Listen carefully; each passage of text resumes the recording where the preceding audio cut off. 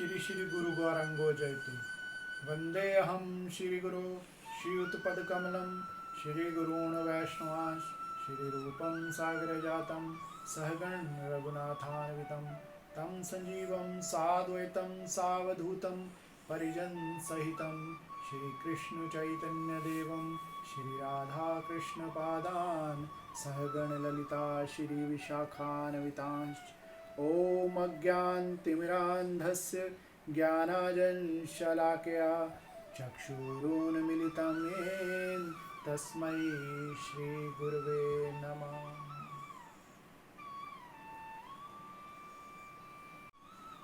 हरे कृष्णा। आज मेरे पिताश्री एकादशी उपवास का वैज्ञानिक और आध्यात्मिक महत्व बताएंगे। एकादशी उपवास क्यों रखें, ये एक बहुत बड़ा प्रश्न हमारे समाज में रहता है। एकादशी उपवास के अपने महत्व हैं। एक वैज्ञानिक महत्व है और एक धार्मिक महत्व है। तो सबसे पूर्व वैज्ञानिक महत्व ही बतलाना चाहूँगा, क्योंकि आज की युवा पीढ़ी वैज्ञानिक महत्व पर ज़्यादा फोकस करती है। तो एकादशी नाम से ही स्मरण होता है। एकादश, एकादश माने 11वां दिवस। हमारे हिंदू महीनों में 2 पक्ष आते हैं, एक शुक्ल पक्ष और दूसरा कृष्ण पक्ष। शुक्ल पक्ष का 11वीं तिथि एकादशी, उसी प्रकार कृष्ण पक्ष की 11वीं तिथि एकादशी। एकादशी उपवास एक मास में 2 बार आते हैं और इसका वैज्ञानिक बहुत बड़ा महत्व है। हमारे पुराणों में जितनी भी हम कह सकते हैं रचनाएं हुई हैं, वो अध्यात्म के साथ साथ वैज्ञानिक उनका ज़्यादा महत्व है। ऐसा शोध में पाया गया है वैज्ञानिकों के कि यदि कोई मनुष्य शाकाहारी है तो वह ज़्यादा स्वस्थ रहता है, अपितु जो मनुष्य मांसाहार, सिगरेट, शराब का, मदिरा का सेवन करते हैं उनके साथ। तो हम एक उदाहरण स्वरूप बता सकते हैं कि यदि कोई मनुष्य मांसाहार करता है, मदिरा सेवन करता है, तंबाकू, सिगरेट का उपयोग करता है, तो उसकी कैलोरी शरीर की जो कैलोरी होती है वो बढ़ जाती है। और साथ ही जो शाकाहारी मनुष्य है उसकी कैलोरी क्षमता बढ़ने की कम होती है। इससे क्या अभिप्राय होगा?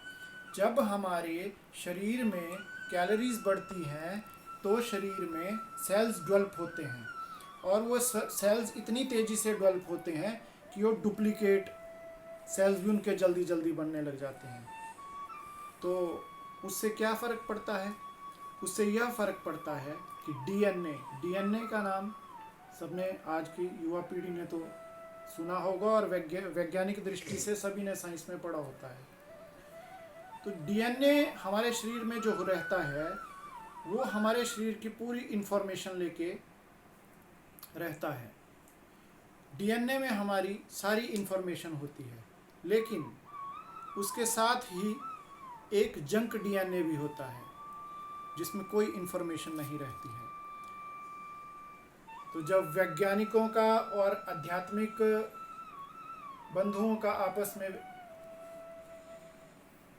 वार्तालाप चलती है तो वैज्ञानिकों ने आध्यात्मिक बंधुओं को कहा कि भगवान की रचना में एक त्रुटि रह गई है कि शरीर की सारी रचना, जो मनुष्य शरीर की रचना हुई है, उसमें हर अंग का, चाहे वो आंतरिक हो चाहे बाह्य हो, एक विशेष कार्य रहता है।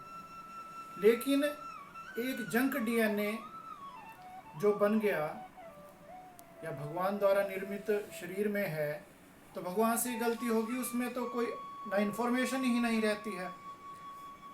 तो उसका वैज्ञानिक आधार हमारे संतों ने बताया है। हमारे संत बहुत इस विज्ञान से बहुत आगे हैं। हमारे संतों का वैज्ञानिक आधार आज के विज्ञान से हजारों करोड़ों वर्षों आगे है। तो ये जो जंक डीएनए की बात की, ये जो जंक डीएनए है, ये क्या है?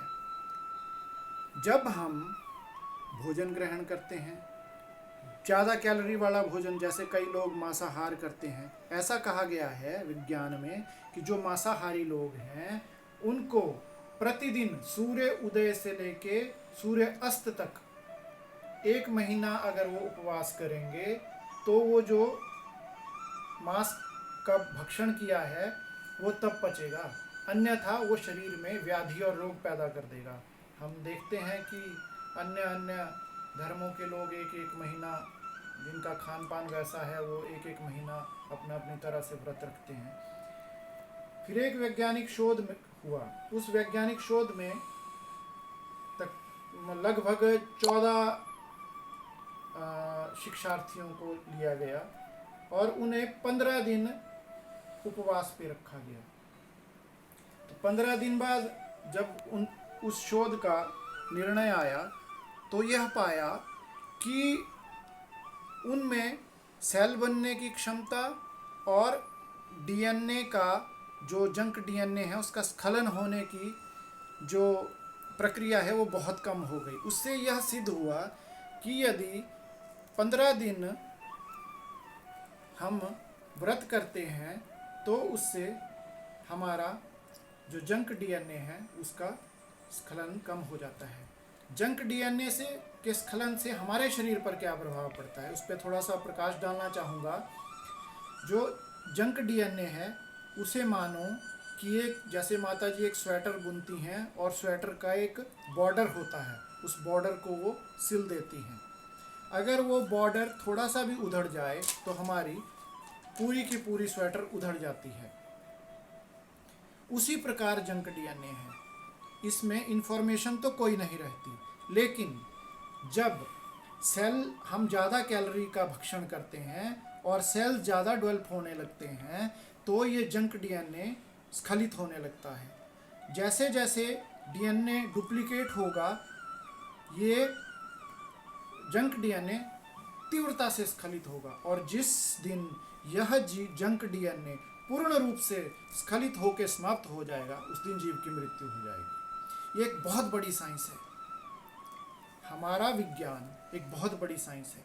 अभी मैंने बताया कि 14 विद्यार्थियों का 15 दिन उपवास करवा के इसका प्रैक्टिकल किया, और उस प्रैक्टिकल में पाया कि वो जंक डीएनए बड़े धीरे धीरे धीरे स्खलित हुआ, जिससे आयु बढ़ी, जीव की आयु बढ़ेगी। 2009 में एक शोध, वैज्ञानिक शोध हुआ, उसमें एक 15 दिन का उन्होंने शोध किया कुछ विद्यार्थियों को लेके। एक और शोध हुआ फिर 2009 में, जो उसमें उन्होंने शोध में क्या पाया कि पूर्णिमा से यदि 4 दिन पूर्व 36 घंटे तक उपवास के रूप में, वैज्ञानिक तो उपवास मानते नहीं, लेकिन उपवास किया जाए, भूखा रहा जाए, तो उससे जो जंक डीएनए है वो, उसकी स्पीड जो है स्खलित होने की बिल्कुल कम हो जाएगी, जिस प्रकार 15 दिन के शोध में हुई। तो यह पाया गया कि 15 दिन व्रत करने से, पूर्णिमा से 4 दिन पूर्व यदि 36 घंटे भूखा रहा जाए तो आयु में वृद्धि होगी, कैंसर आदि बड़े बड़े असाध्य रोगों से बचा जा सकता है।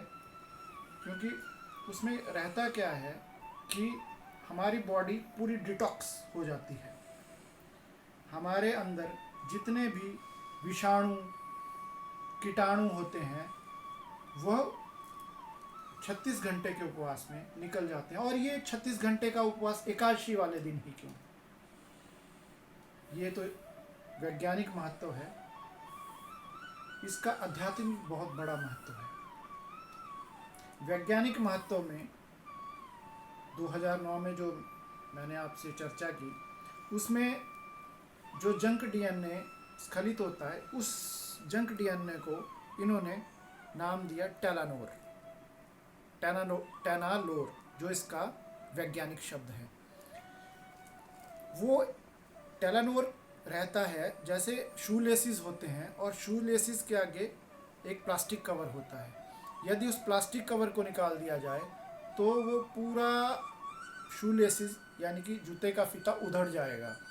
उसी प्रकार ये टेलानोर हमारे शरीर को स्वस्थ रखने का कार्य करता है।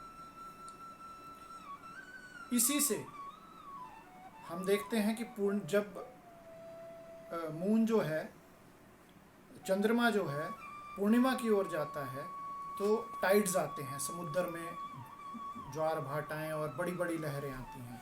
तो चंद्रमा तो बहुत ऊपर है, लेकिन उसका समुद्र पे चंद्रमा का कितना प्रभाव रहता है। हम देखते हैं कि जब पूर्णिमा होती है तो उस समय समुद्र किस प्रकार व्यवहार करता है, और जब पूर्णिमा से अमावस्या की ओर जाते हैं और अमावस्या के नज़दीक होते हैं तो समुद्र किस प्रकार व्यवहार करता है।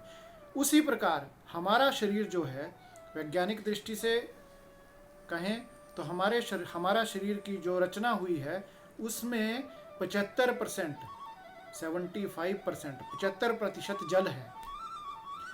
तो जब एक चंद्रमा का जल पे क्या प्रभाव रहता है, ये हम ज्योतिष विद्या द्वारा भी जान सकते हैं, विज्ञान द्वारा भी जान सकते हैं और अध्यात्म द्वारा भी। उसी प्रकार हमारे शरीर पे भी उसका बहुत बड़ा प्रभाव पड़ता है।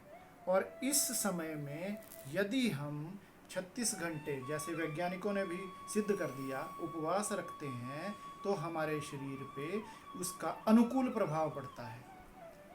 वैज्ञानिकों ने अभी सिद्ध किया, लेकिन भगवान श्री कृष्ण ने इस धरा के प्रकाट्य में ही यह सिद्ध कर दिया था कि एकादशी व्रत कितना महत्वपूर्ण है। अब मैं इसके दूसरे पहलू, आध्यात्मिक पहलू की ओर जाना चाहूँगा।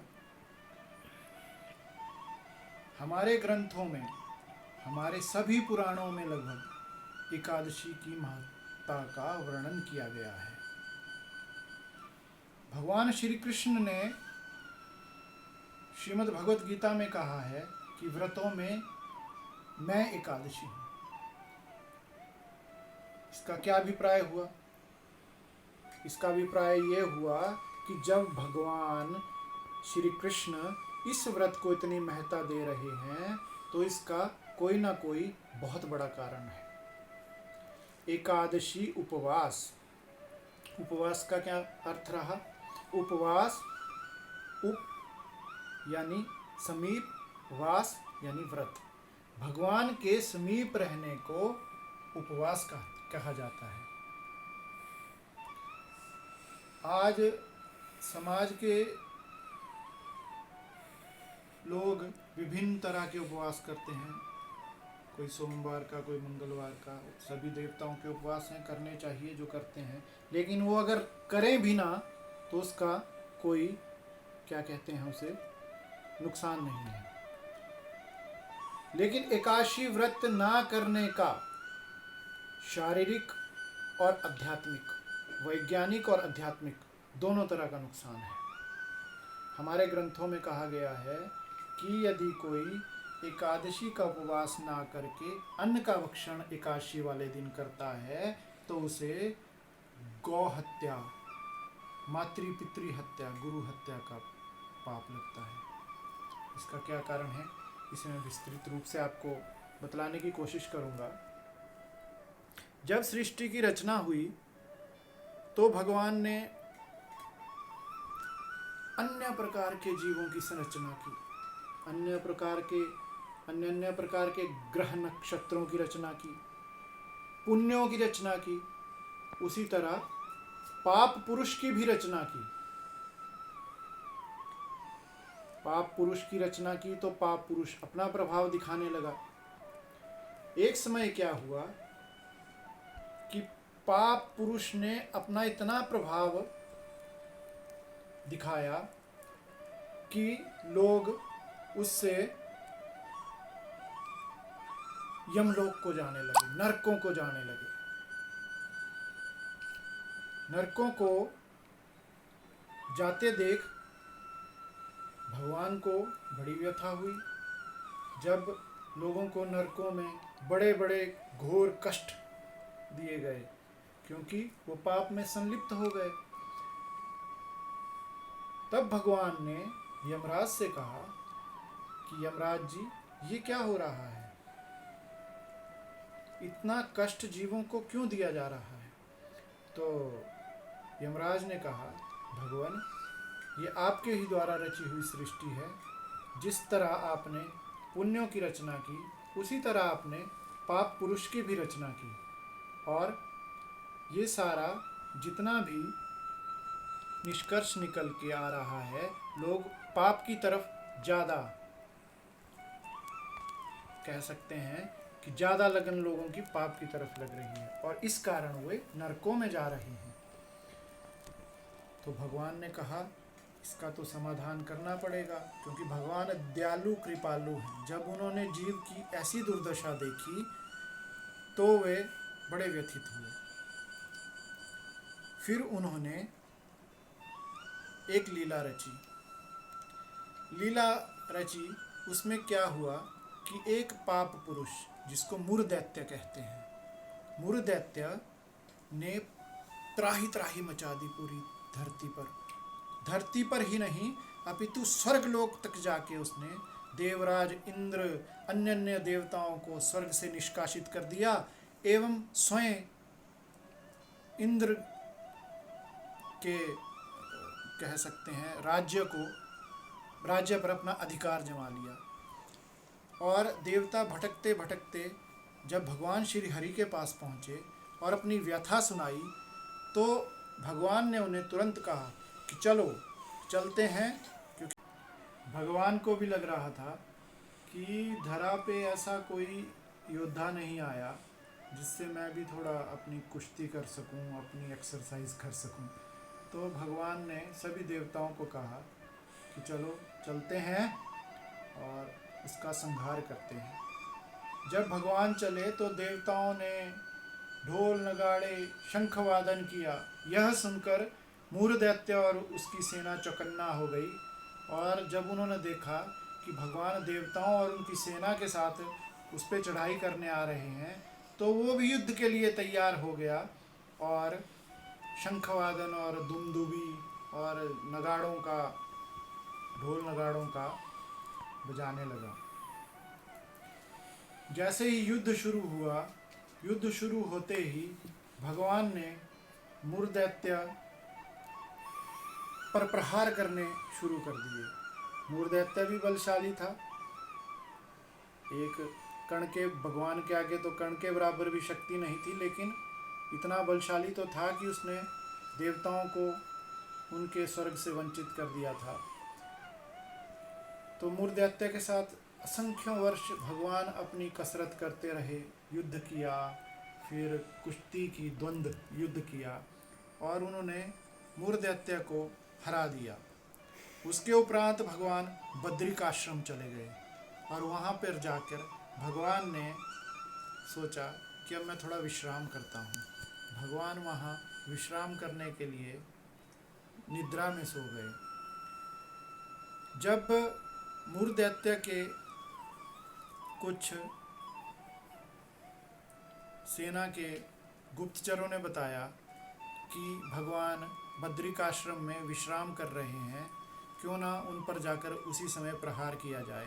तो मूर्धैत्य इसी इच्छा से बद्रिक आश्रम पहुंचा और भगवान पे जैसे ही शस्त्र से प्रहार करने लगा तो भगवान के अंग से एक असंख्य भुजा वाली दिव्य देवी प्रकट हुई, जिनके हाथों में गदा, शस्त्र अनेकों, तलवार, भाले, तीर और ना जाने कितने शस्त्र थे।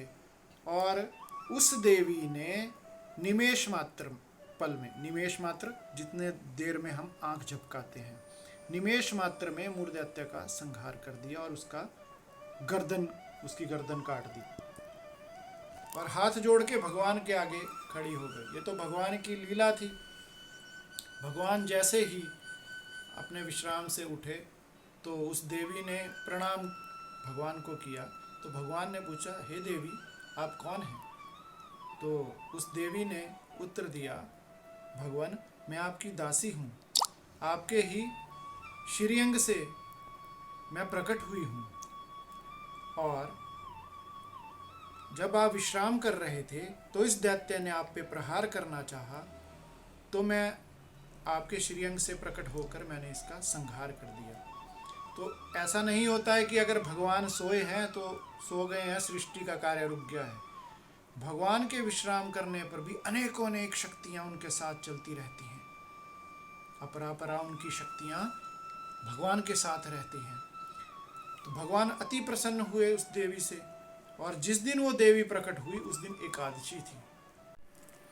एकादशी को भगवान ने वरदान दिया। एकादशी से भगवान अति प्रसन्न हुए और भगवान ने कहा,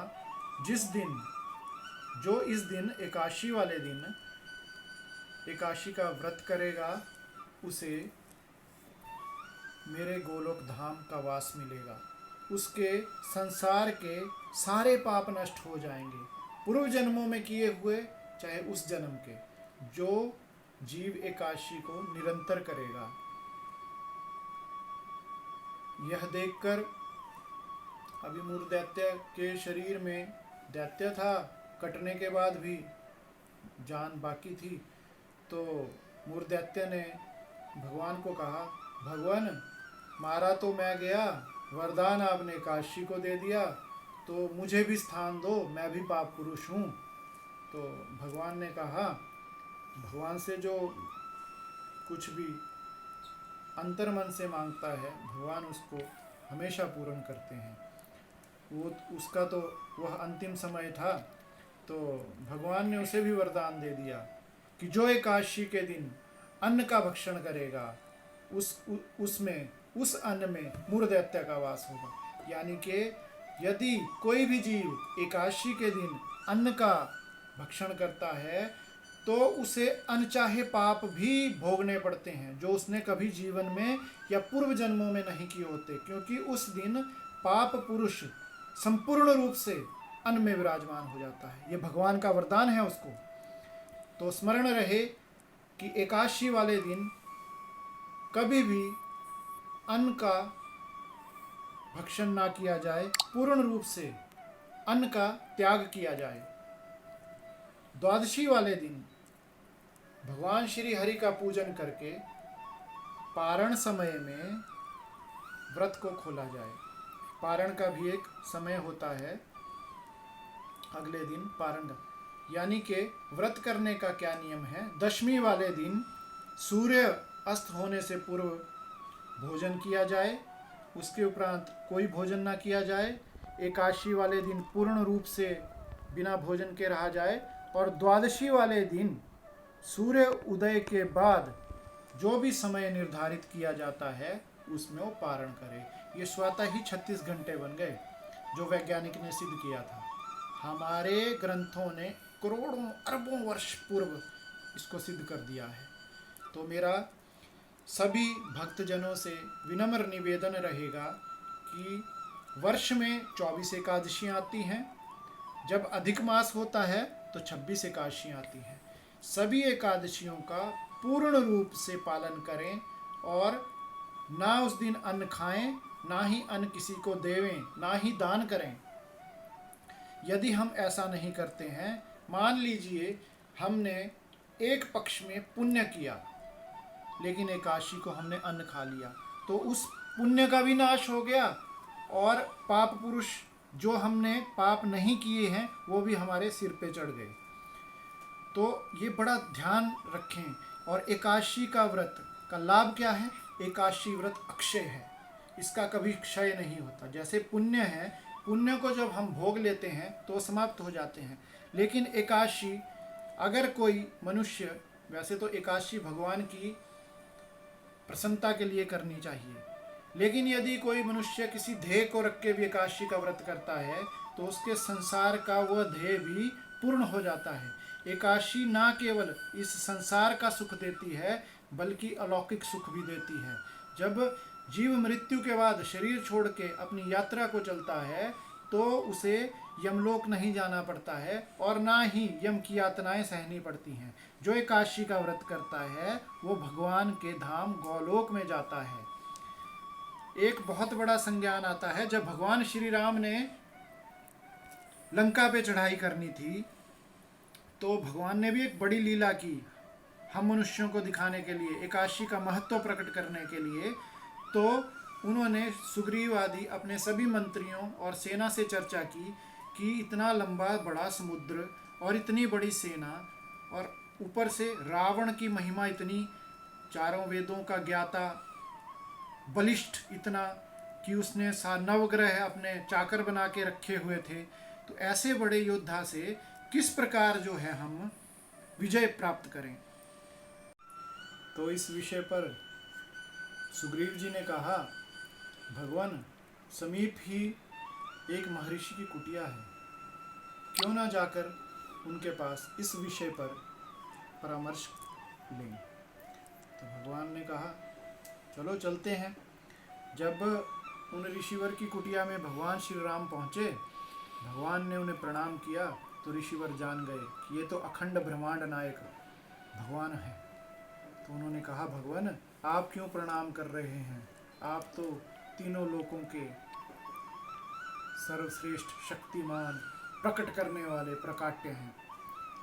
तो इस पर भगवान ने कहा कि ऋषिवर इस समय मैं नरलीला में हूँ और मेरा प्रणाम स्वीकार करें, और मैं एक परामर्श हेतु आपके पास आया हूँ।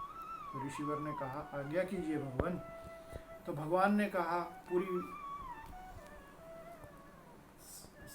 पूरी कथा सुनाई कि इतना बड़ा समुद्र, इतना बड़ा योद्धा, इतने हमारे सैनिक किस प्रकार उस पार जाएंगे लंका तक, और किस प्रकार हम जो हैं रावण पर विजय प्राप्त करेंगे।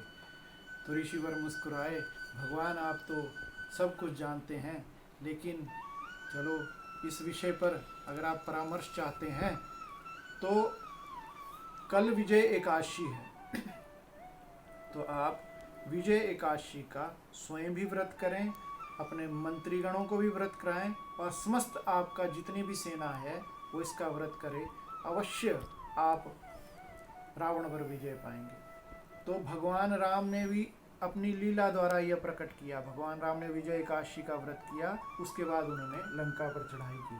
तो भगवान राम ने भी यह बताया कि विजय एकादशी कितनी महत्वपूर्ण है।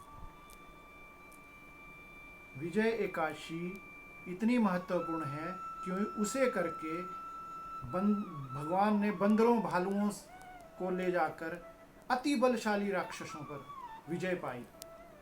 श्री चैतन्य महाप्रभु ने अपनी माता शची से एकादशी के व्रत का पालन करवाया था। तो सभी भक्तों से मेरा यह आग्रह रहेगा, और कोई व्रत कर पाए या ना कर पाए उसमें कोई आपकी हानि नहीं है, लेकिन एकादशी का व्रत जीव के लिए अति आवश्यक है।